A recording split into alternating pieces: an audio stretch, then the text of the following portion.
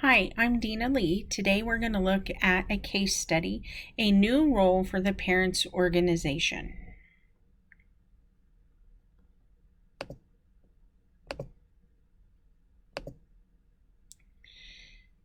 In summary, I am Principal Lee, and I'm the principal of a school building whose parent-teacher organization decided at the end of last school year they wanted to disband.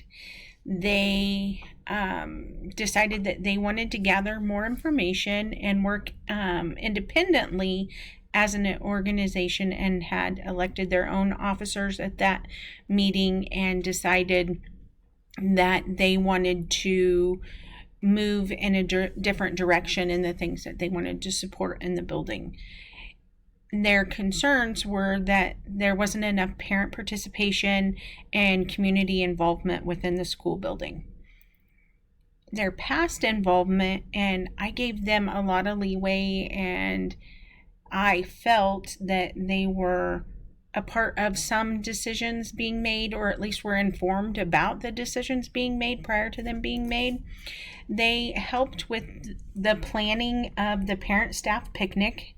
They helped with parent-teacher conferences with the initiation of them, so the planning of the date and the food and the things to help support the staff during the parent-teacher conferences. They promoted the bond referendum for the new addition to the building. And so I was really excited but nervous to meet with the president of the organization to plan for the back to school night. And I met with him and shared my ideas about how the back to school night would happen, and the things that I wanted support with, or asking how I thought they could provide support to the back to school night. Excuse me. When I got to the point where I asked him if he had any questions, he let me know that himself and the officers had met together, and they came up with new ideas that they wanted to do, and they wanted to not have the traditional back to school night anymore. They wanted to have a more of a parent wants to know what's going on in the classroom. They want to have a series of meetings where they can gather information from the teachers, and they wanted to make this a multi-night event, and they wanted to move the conferences to a different date, and they wanted to be a part of the decision-making policies of the building and be equal partners. Now,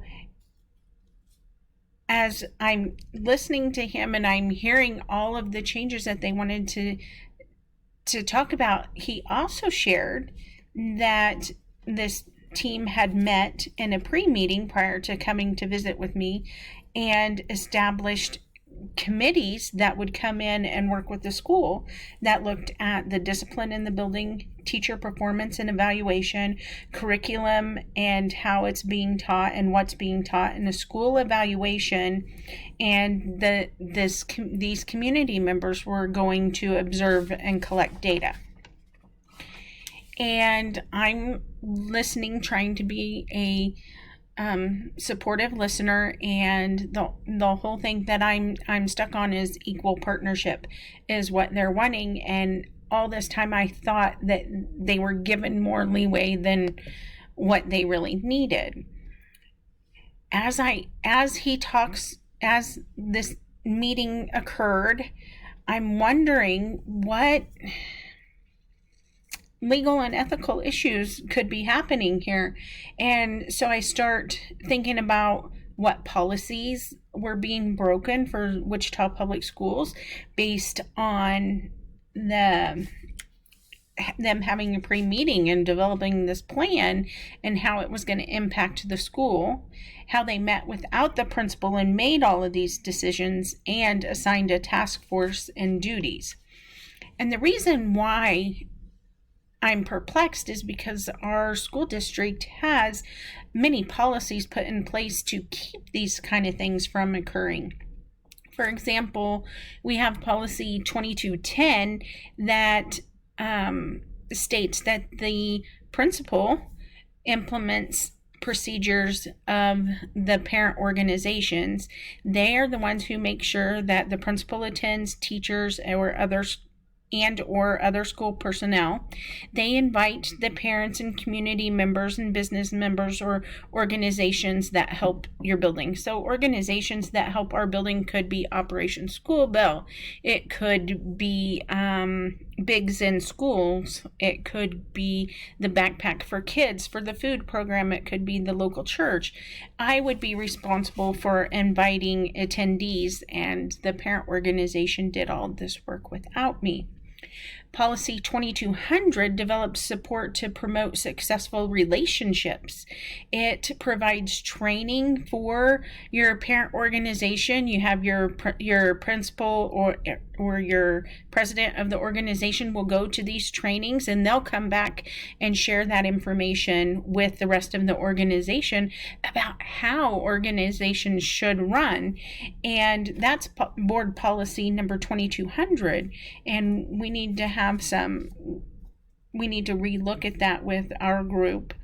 Policy 2215 lets everyone know that the principal is responsible for the training of this group, so to make sure that those people go where they need to go and train them about procedures. And I also have to make sure that the background checks are taken care of for the committee members that are going to be coming into the building more often.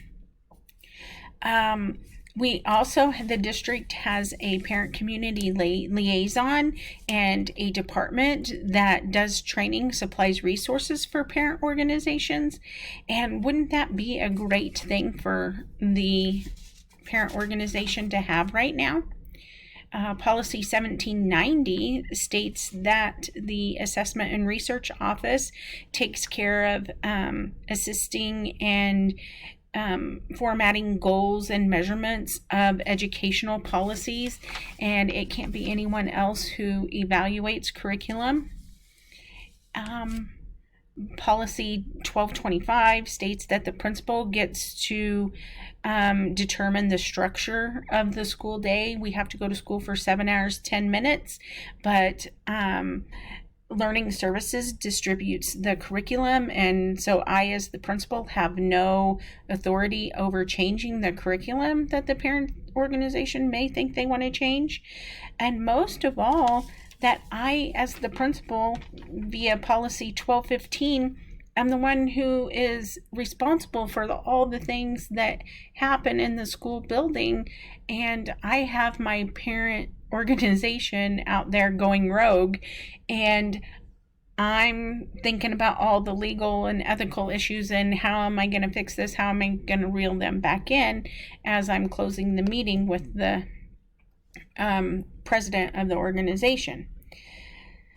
So in review, I asked for a planning meeting with the president of our parent organization meeting.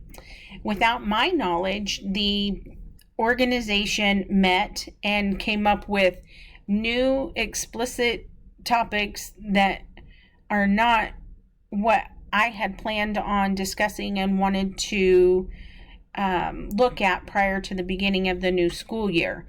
So we are definitely not on the same page. In the case study, some things that I thought were missing about this was, what's the population of the school? Do we have socioeconomic issues? Do students speak a different language in the home than what they do at school? Is it a predominantly Hispanic, African American, Asian? Is it a mixture? What is the population of the school? Who are the committee members that are assigned to the task force or the parent organization, because that was left off? Do we have the correct members on there, or do we only have a few members of our parents that are participating? Is it an urban or rural school? What's the grade level of the school? All of these things impact some of the decisions that should be made on how to move forward. But I'm going to use the best of my abilities to